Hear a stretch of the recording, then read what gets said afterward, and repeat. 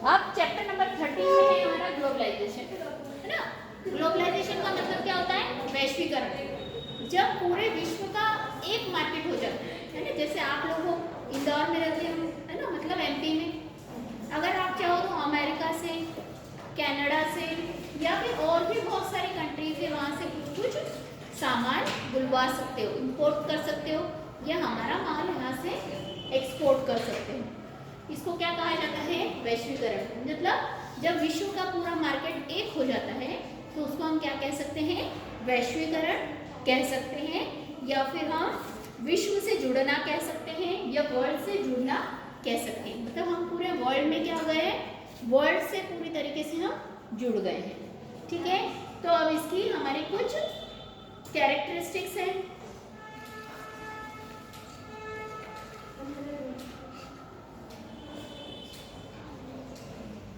यहाँ वैश्वीकरण की बात करें तो वैश्वीकरण की हमारे पास में कुछ विशेषताएं दे रखी हैं, कैरेक्टरिस्टिक्स या ऑब्जेक्ट्स।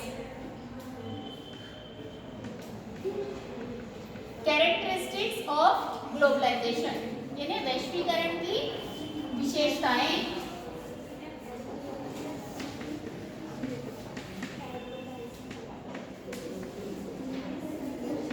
अब वैश्वीकरण से क्या मिल रहा है आपको?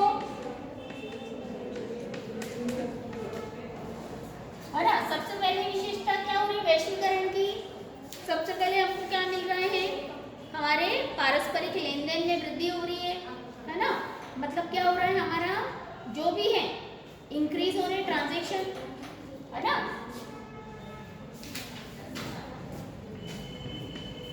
इंक्रीज इन ट्रांजेक्शंस,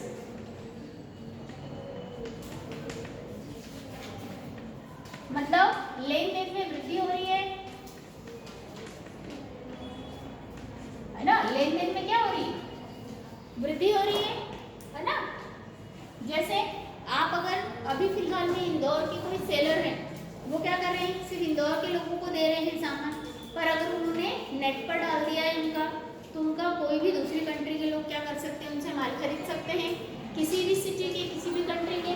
इसका मतलब क्या हुआ? उनके लेन देन में वृद्धि हो रही, मतलब उनके ट्रांजेक्शन कैसे हो रहे हैं? इंक्रीज हो रहे हैं। ठीक है, फिर उसके बाद में नेक्स्ट है हमारा क्या हो रहा है? हम ग्लोबली हम क्या कर रहे हैं? बैरियर्स को हटा रहे हैं, है ना। बैरियर्स हैं हमारी जो भी बाधाएं हैं, है ना, जो भी मुश्किलें आ रही है हमको बिजनेस करने में, है ना, वो भी कम हो रही है। अब देखो ऑनलाइन बिजनेस से कितने लोगों का बिजनेस बढ़ गया है ना। लोग अच्छा बिजनेस करने लगे। सुना होगा ना आप लोगों ने कि ऑनलाइन बिजनेस हमारा अच्छा चलने लग गया। अभी जब कोरोना का टाइम आया था तो लोगों का ऑनलाइन बिजनेस अच्छा चला, कुछ लोगों को नुकसान भी हुआ, कुछ लोगों को अच्छा भी चला, है ना। तो इससे क्या हुआ हमारा? इससे जो हमारे बिजनेस के बैरियर्स थे वो भी क्या हो गए? वो कम हो गए। ठीक है, फिर इसके बाद में क्या हुआ? नेक्स्ट हमारा था हमारी बहुराष्ट्रीय यानी मल्टीनेशनल कंपनीज हमारे यहाँ पे क्या हुई? बहुत सारी आ गई। ठीक है, मल्टीनेशनल कंपनीज आप लोगों को पता है, बहुत सारी मल्टीनेशनल कंपनीज है हमारे यहाँ। कोको कोला, पेप्सी, ये सारी हमारी बाहर की कंपनियां हैं, मल्टीनेशनल कंपनियां हैं, सबको पता है ना। अभी हमारे क्या हो गई? बहुराष्ट्रीय कंपनियां और ज्यादा बढ़ गई, है ना। अब बहुराष्ट्रीय कंपनियां क्या हो गई हमारे यहाँ? बहुत सारी सेटअप हो गई, है ना। फॉरेन कंट्रीज से हमारे पास बहुत सारी कंट्रियां, क्या बहुत सारी कंट्री के लोग हमारे यहाँ पर बिजनेस करने लगे। पेप्सी, कोको कोला ये हमारे वहीं के ब्रांड है। ठीक है, फिर उसके बाद में क्या हुआ? अब ग्लोबलाइजेशन के थ्रू हमारे यहाँ पे नए नए उद्योग सेटअप हुए, है ना। तो increase in industrialisation, increase in industrialisation. अब हमारे यहाँ औद्योगिकरण का भी विकास हुआ, है ना। उद्योगों में वृद्धि हो गई।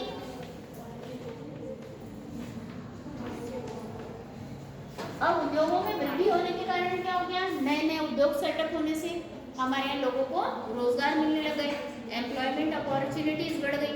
अब एम्प्लॉयमेंट अपॉर्चुनिटी बढ़ने की वजह से क्या हो गया, निश्चित सी बात है कि आपको क्या होगा, लोगों को रोजगार मिलेगी तो उनका स्टैंडर्ड ऑफ लिविंग क्या होगा, बढ़ जाएगा, मतलब लिविंग ऑफ स्टैंडर्ड जो है उनका इंक्रीज होगा।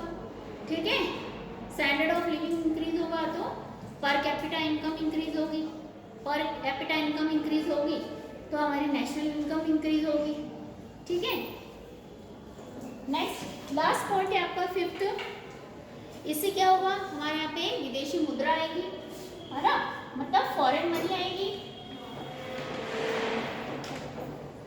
अब मल्टीनेशनल कंपनीज, अगर हम बाहर की कंपनियों के साथ बिजनेस करेंगे और हमारी कंपनी कहीं सेटअप होती है तो हमको क्या मिलेगी, विदेशी मुद्रा मिलेगी, है ना, मतलब विदेशी कोष बढ़ेगा हमारे यहाँ पर,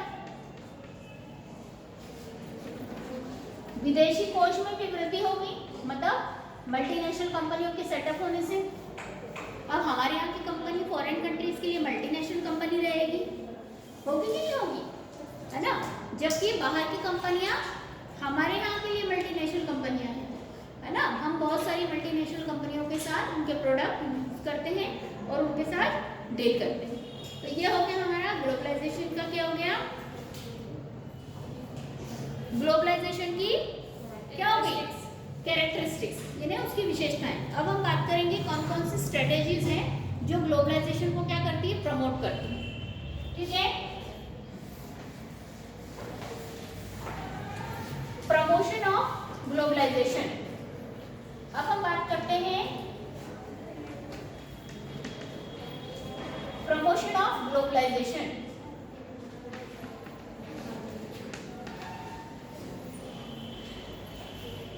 मतलब वैश्वीकरण को बढ़ावा कैसे मिल रहा है,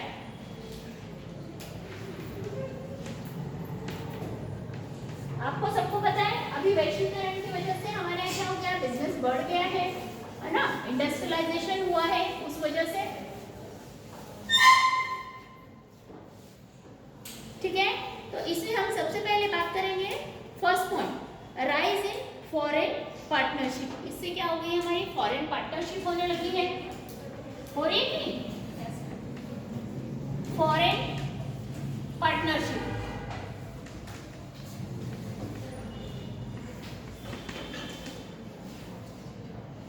विदेशी साझेदारी होने लगी, विदेशों से हमारी साझेदारी हो रही है, मतलब क्या होगा, विदेशों से जब हमारी साझेदारी होगी तो हमारा विदेशी व्यापार होगा, विदेशों से हम व्यापार करेंगे तो क्या होगा, हमारी इनकम और ज़्यादा बढ़ेगी और हमारे यहाँ का देश क्या होगा, डेवलप होगा, है ना, और ज़्यादा क्या होगा, डेवलपमेंट और ज़्यादा लेवल पर बढ़ता जाएगा। ठीक है, फिर डिवैल्यूशन ऑफ रुपीस, है ना, अब हमारे यहाँ रुपए का क्या होगा, हाँ, डिवैल्यूशन ऑफ रुपीस। अब हम क्या करेंगे, मुद्रा का अवमूल्यन करेंगे, तो मुद्रा के अवमूल्यन से क्या होगा, हमारे यहाँ पर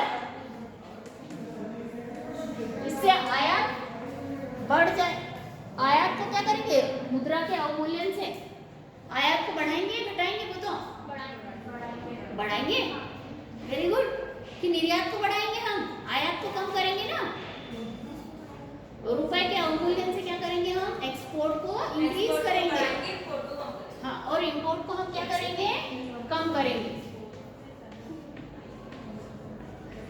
एक्सपोर्ट जब ज्यादा होगा तब तो उनको फायदा होगा, अगर इंपोर्ट ज्यादा करेंगे तो हमारा तो पैसा हम क्या कर रहे हैं, बाहर की कंट्रियों को बांट रहे हैं, है ना, यही करते थे ना, जो हमारे ब्रिटिशर्स थे वो हमारे से कच्चा माल ले जाते थे और बना हुआ तैयार माल हमारे यहाँ क्या करते थे, महंगे दामों में बेचते थे, इसलिए नुकसान हुआ था ना हम लोगों को, है कि नहीं। फिर इसके बाद में है next point, long term trade policy. अब हमारी ट्रेड पॉलिसी कैसी होनी चाहिए, लॉन्ग टर्म ट्रेड पॉलिसीज।